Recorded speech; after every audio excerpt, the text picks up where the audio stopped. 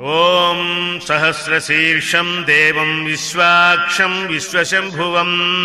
विश्वं नारायणं देवमक्षरं परमं पदं विश्वतः परमान्नित्यं विश्वं नारायणगुं हरिं विश्वमेवेदं पुरुषस्तद्विश्वमुपजीवति पतिं विश्वस्यात्मेश्वरगुं शाश्वतगुं शिवमच्युतं नारायणं महाज्ञेयं विश्वात्मानं परायणं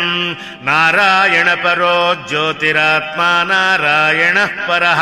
नारायणपरं ब्रह्मतत्त्वं नारायणः परः नारायणपरो ध्याता ध्यानं नारायणः परः यच्च किञ्चिज्जगत्सर्वं दृश्यते श्रूयतेऽपि वा अन्तर्बहिश्च तत्सर्वं व्याप्य नारायणस्थितः अनन्तम्